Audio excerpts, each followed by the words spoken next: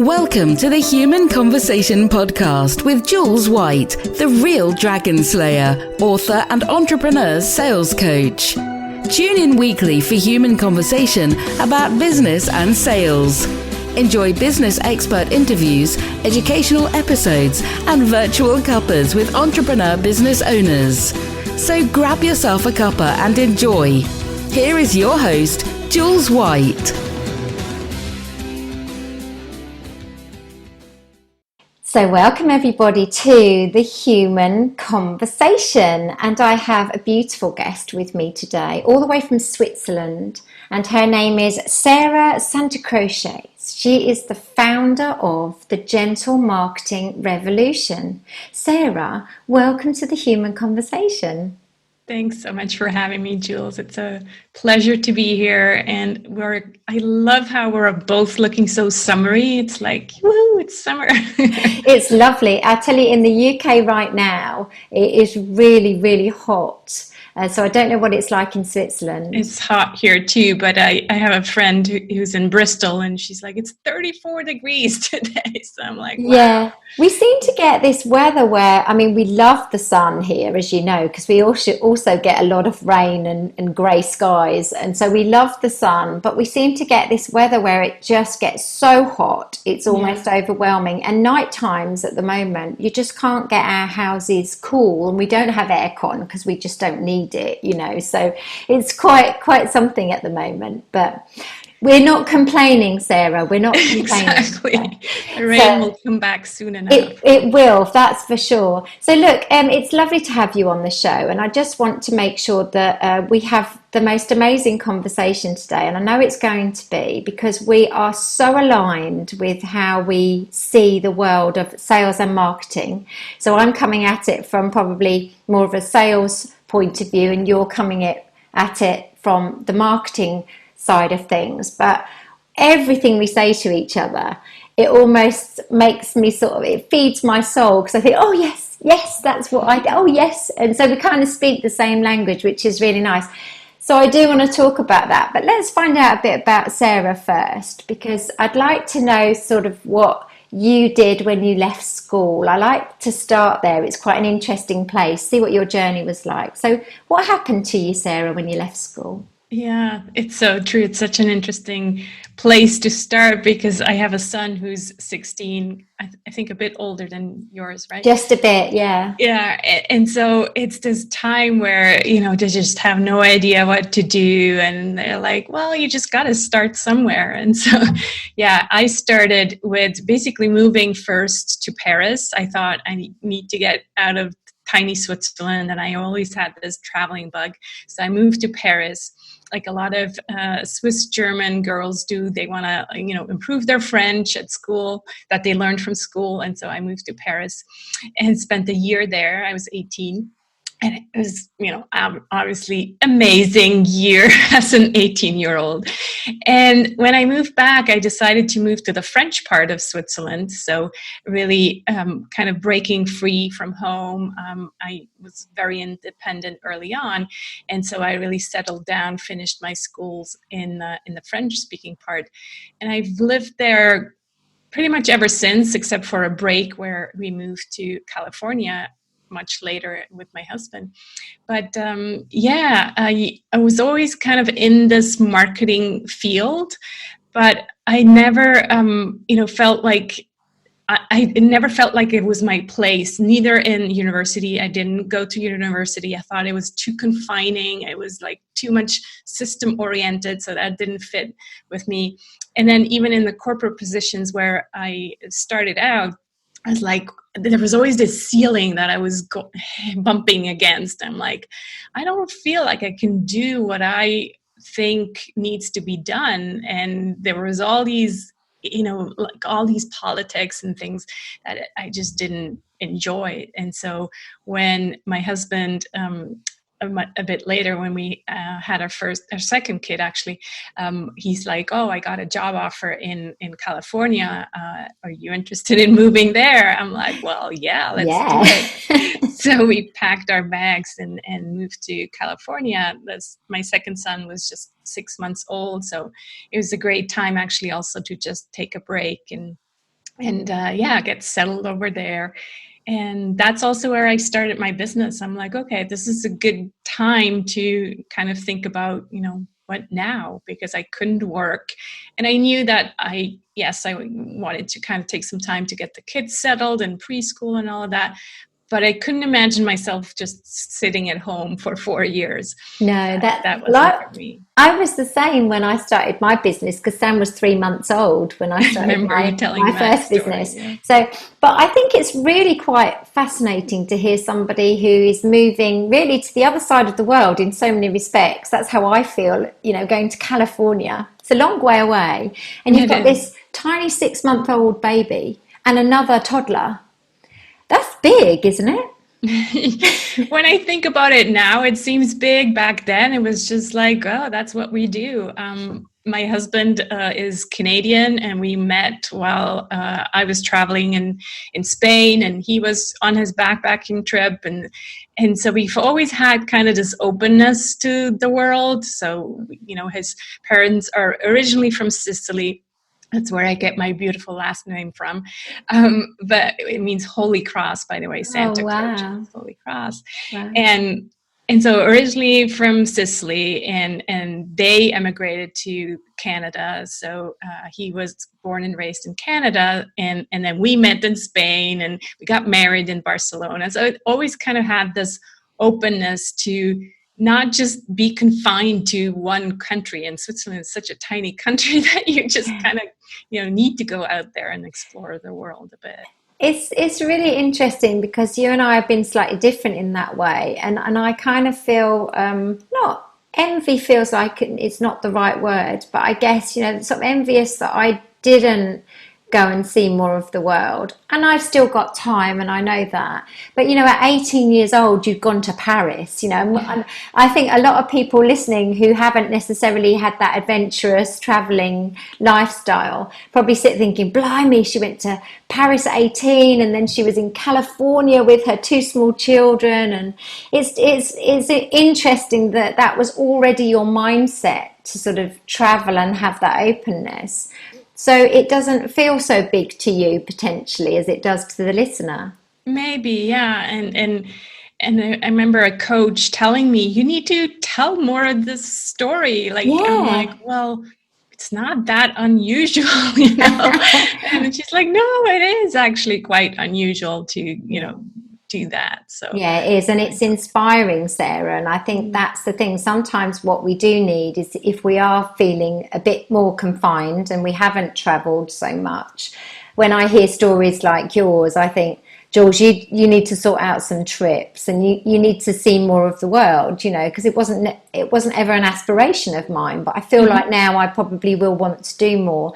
But of course, with the pandemic, which we're in at the moment, so if you're listening in a few years' time, we're kind of just coming out, I want to say that very cautiously, of the other side of this big lockdown we've been in. We haven't been able to travel, So, but look, getting back to your story, you're in California, you've got 2 small children, and you started a business. So tell us about what you did. What business was it? Yeah. So the initial idea I had, it was to support other business owners with their admin and kind of, a support business in a way, because that's kind of what I knew how to do back then.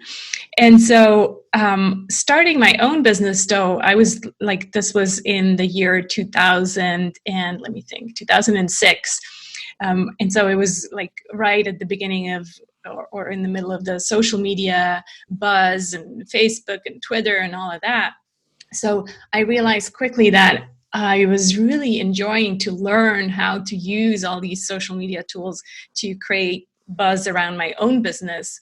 And so I thought, well, I learned how to do this for my own. Well, why not offer that to other business owners to kind of help them, rather than admin, help them with their social media strategy and implementation and all of that. So that's what I did.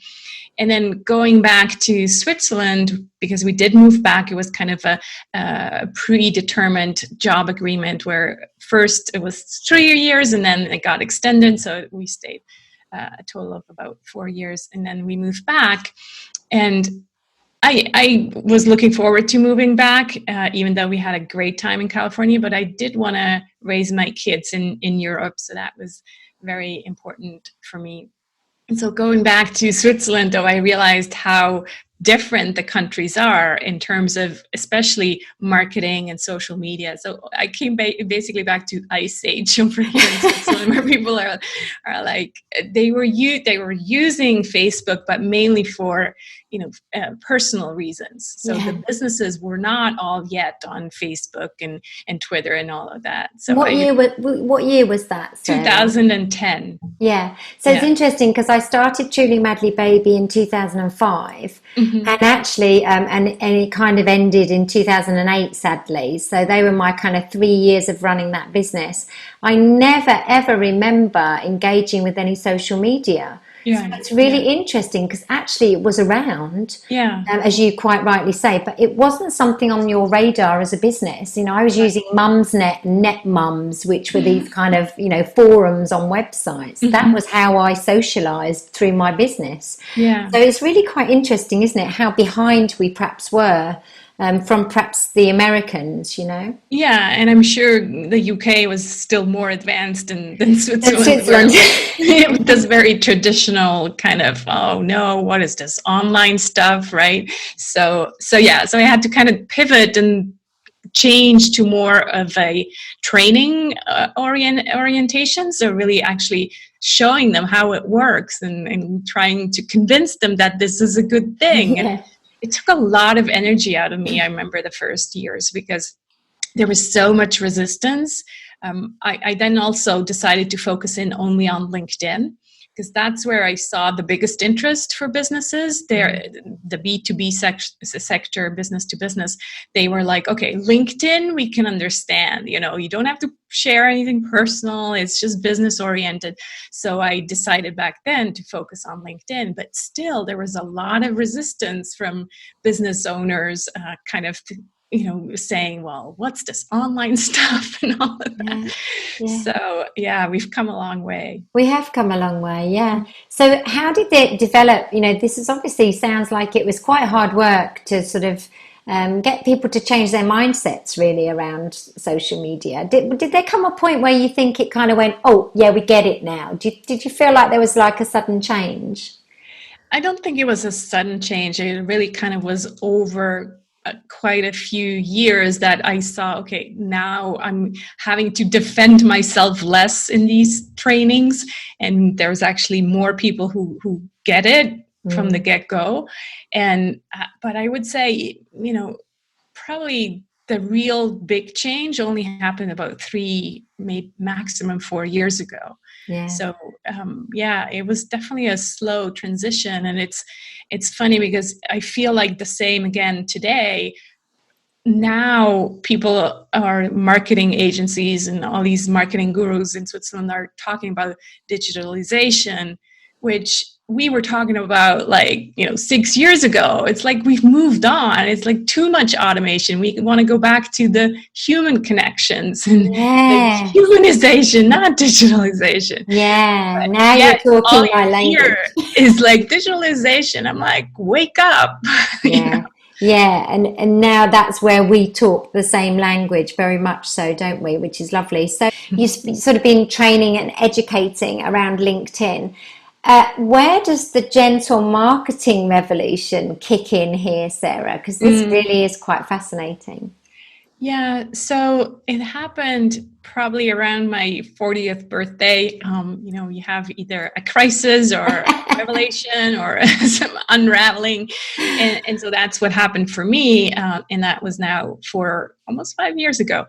And I realized, really, am I going to be doing this for the rest of my life? I've always been a person who, I'm curious. I always want to reinvent myself. And so I had been doing this quite a long time already, and I just felt like there's something more. There's something else that I'm not seeing yet.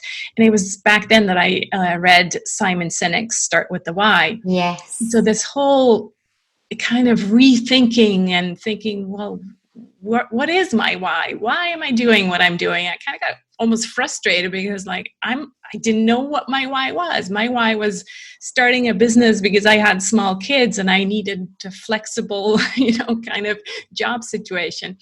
And so that really started a journey to go inwards and really think, well, why am I doing what I'm doing?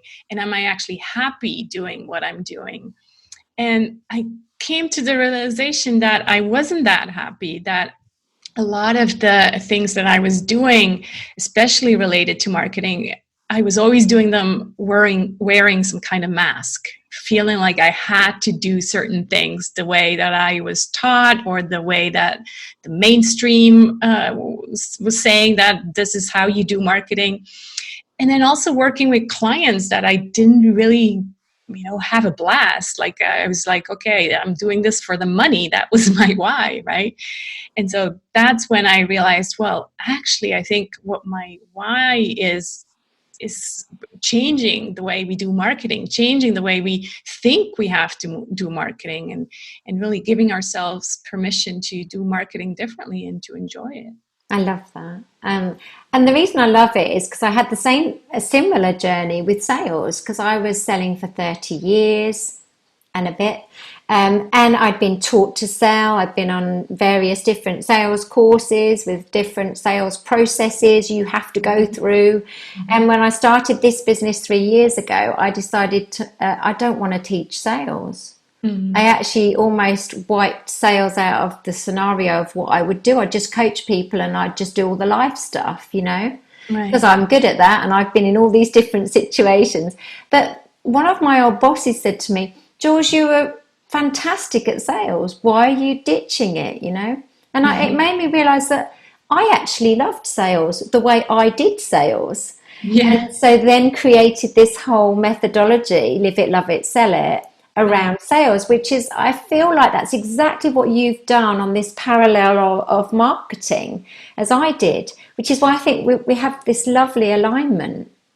Yeah, I think so too. And I kind of told you offline that I really think we should do some kind of series together, because when I looked at your book, I haven't read it yet, but I looked at your book, I'm like, oh my God, she basically has these 3 stages that are very similar to what I'm talking about in my upcoming book. So you call it Live It, Love It, Sell It. And for me, it's rumble, rise, resonate. So if you think about it, rumble is living it, like, really going deep into your story, finding out what you want. In marketing, we're always told the customer is king.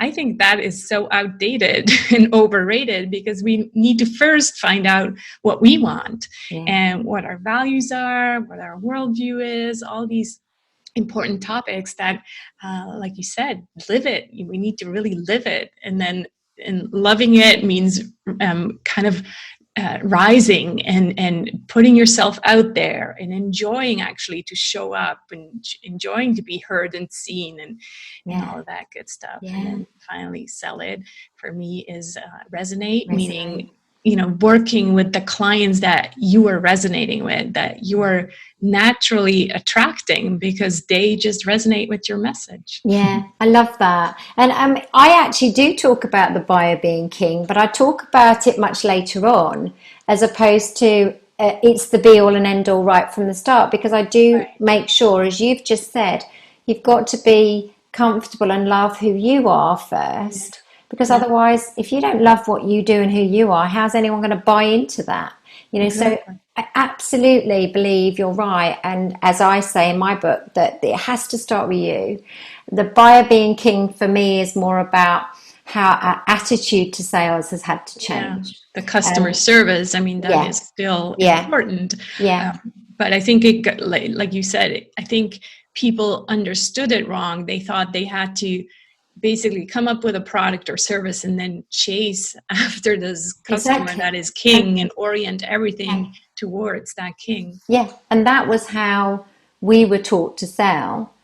but also given the, I guess we were empowered to feel like we were king really, because the customer didn't know anything anyway. Right. So there was this whole thing, you know, around let's make the customer believe they're king, but really we are. And that was my upbringing through sales, which was quite arrogant, but also relevant. We didn't have the internet. Nobody could research anything, you know, so I could say we're the number one company and my customer would go, oh, that's good. And of course now you just can't do that anymore. It doesn't stand for anything. So it's really interesting, I think, how everything's evolved. And what's even more interesting is how people are now starting to realize that how perhaps you and I see the world of sales and marketing is what it's truly like, because you're starting to hear people's language change now. I notice, which is quite fascinating. So. Yeah, I think it's so important that, you know, marketing and sales evolves and the training around marketing and sales evolves, because the client evolves without asking, right? We have today a much more conscious client, and I think they're smarter than, you know, 10 years ago. They're wiser. They're more into doing something for the world. They're not just interested in the cheapest price. So many things have changed over just a decade. I mean, you know, time flies and we're like, oh, we have to really readapt also the way we talk about marketing and sales, I think. Yeah, very much so.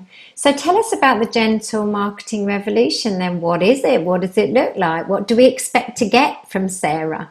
Yeah. So basically, when I started thinking about the gentle marketing, and first of all, the word gentle, to me, that was always a word that was very close to my heart, because I went through this journey of kind of giving so much that I felt like I was overgiving and underselling myself. And so I had this kind of breakdown where I thought, okay, I'm done with giving.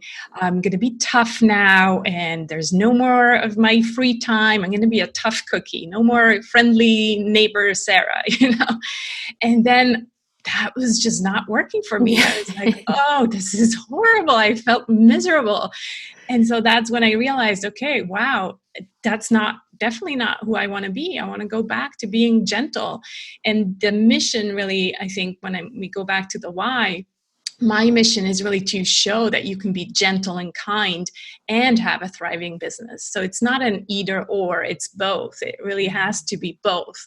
Because I also see that, especially in the coaching world, I work with a lot of coaches, there's this tendency, as I did, to overgive, but then kind of barely, you know, get by and not really focusing on the receiving. And so that's why my mission is to show it's an both and gentle doesn't mean pushover. Oftentimes I get this kind of questioning, well, what is gentle? That's kind of like too nice, or, you know, nicey nice. I'm like, no. Gentle can be like very gentle, but also firm and almost fierce, right? So so gentle marketing, what I thought about is the 7 P's of marketing. So that's a concept that has always existed. And I thought, okay, why not start with that and kind of not reinvent the wheel if it's something that's already out there. However, it definitely needs an update, because there was just so many things that didn't work anymore. And instead of, like, when you look at the 7 P's of marketing, you usually see these 7 circles. And, you know, it's like they're separate things that all have to be part of successful marketing. And when looking at these 7 circles, I somehow had a vision of a mandala. And I thought, actually, what we need is not 7 separate things, 7 separate circles, but we need 7 things that all kind of make a whole. And so that's when I came up with this marketing mandala, so the gentle marketing mandala. And the 7 P's are now part of a whole in order to get to your center. And so the different P's are passion, personal power, people, product, pricing, promotion, and partnership. Love it. And so those are the 7 P's that we all need to work on. And as you can see, the passion and personal power, that's the inner world, right? We start with ourselves first, and then we go into, now what? How do we integrate that into our service, into our partnerships, into our promotion, and all of that? So. It's brilliant. It's perfect. To use a P, it's perfect, isn't it? But it makes sense. And I think often what blocks us and what helps us to completely shut down is when things are far too complicated. And when I was looking at sales methodologies, I was thinking, there's too much, it's too complicated. I can't see where I've got to go with this, and when you keep it simple and you connect it and it makes sense, it's so much easier, isn't it, for people to buy into and understand. So I love what you've done with that. So listen, when's this book coming, Sarah? Because you've mentioned a book. So I want to know, when's the book coming? Yeah, the book, I decided that I'm almost finished with the first draft. I don't know when this podcast publishes, but we're now in June 2020. And I decided, you know what, with all this heavy energy in the world right now, Jules, it's not a good year to publish this book. This book needs to go out with, kind of a fresh energy, hopefully. And so I'm going to wait until 2021 and hopefully January, February, March, sometime around there. Yeah. But I first thought, well, maybe at the end of the year, but with the US elections and all those craziness in the world right now, I'm like, let's wait until next year. It's definitely a crazy time, isn't it, at the moment? But I love that you have thought about that. Often we're quite spontaneous and we just think, I've written a book, okay, let's publish it. I think there's a big something to say about when you publish. Because it's like me, I'm writing my second book. I've just started to write my second book. I'm so excited about it. I can't even tell you. And I'm telling nobody what it's about because I want this air of mystery about it because it's quite different and I'm very excited. But the point is, it's I wanted to actually write it when I was ready to write it, but also when my audience was ready. So I had thoughts after Live It, Love It, Sell It, I'll write a book straight away. And somebody said to me, you need to build your audience for Live It, Love It, Sell It, because that's then your audience for your new book. And it makes complete sense, really, because they're there. The people who have read Live It, Love It, Sell It potentially will be interested in what the next book's going to be if they enjoyed it. But then this other element of what's going on externally, what's going on in the world. It's a really good point, because then come 2021 January, everything crossed, that we feel like that may well be the beginning of a better year. I hope so. I really hope so. And what a wonderful time to release a book in the subject matter that you've written. So what's the book going to be called? I don't have the final title yet, but I'm thinking something with gentle marketing. So yes, definitely. Fantastic. Well, we're going to make sure that all of your links go into the description of the podcast, which means that people can then connect with you, which means they're not going to miss out on when the book is actually published, because they'll keep following you, which is amazing. Last couple of questions. We talked about the gentle marketing revolution, and you've told us a bit more about kind of the methodology around it. If somebody wanted to work with you, Sarah, what could they expect? Is there a course or a program that you deliver? How does it work? Mm-hmm. Yeah, it's actually interesting, because before you just brought up timing, and in 2019, a lot of people were also telling me, you gotta write a book, and I was like, well, I was just not ready, and instead what I wanted to do is build a program around gentle marketing. And I really wanted to build it this time because I had built other things around LinkedIn without really, talking to my ideal clients, or without having them giving me feedback. So this time I really wanted to create a beta program where people were actually giving me feedback, and we were co-creating the program. So I started that in January 2019, and I liked the experience so much that I was spent all of 2019 to run 3 beta programs for the gentle marketing program, because I really wanted to create something that was responding to a need and was resonating with my ideal client. So that's what I have available now. And there's an online version. I'll be running them also live 2 times per year.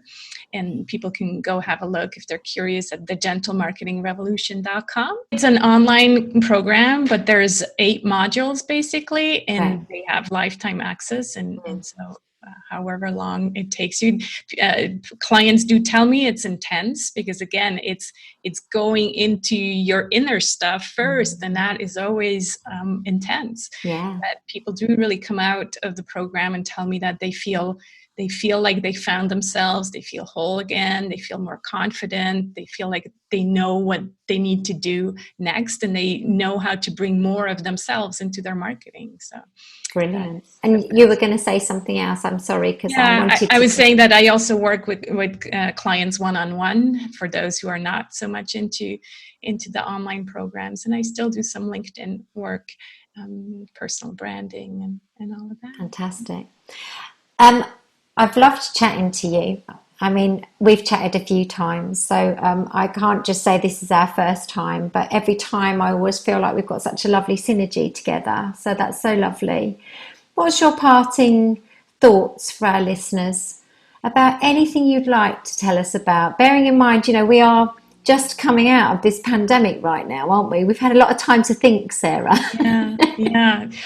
For me, it feels like I went on a 3-month personal development retreat, and really, I think what comes out of this is going back to what's important to you, what's essential, really, and focusing on that and giving yourself permission to not deal with the crap anymore. If there's something that someone tells you should be doing, think about it hard and really analyze, well, really? Who says that I should be doing marketing this way? Why don't I give myself permission to do it my way? And spend some time to figure out what your way is. Fabulous.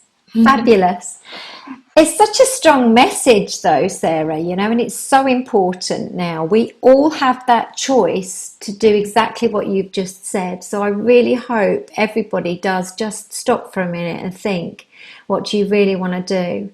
How do you want to go out into the world? What wonderful, wonderful stuff. Sarah, thank you for your time and joining us today from beautiful, warm Switzerland. And I know we're going to speak again, but for the listeners, I really hope you've enjoyed listening to lovely Sarah, and talking about gentle marketing, which is so aligned with everything I do and talk about with sales. So thank you, Sarah, for joining us. Thank you, Jules. Until we speak again. Absolutely, yeah. And listeners, please do like and subscribe on whatever platform you listen to this podcast on. And we are on Apple Podcasts, we're on Spotify, SoundCloud, and Stitcher. And recently we are just being added to Pandora, which is another channel for podcasting. So please do keep following us and tune in next time to The Human Conversation. Ta-ta for now. You've just been listening to the Human Conversation podcast with Jules White. To find out more about the other work that Jules does, please visit her website www.liveitloveitsellit.co.uk. And if you enjoyed the podcast, then please do leave a rating and review on the platform you use to enjoy her show. Thanks for listening, and see you next time.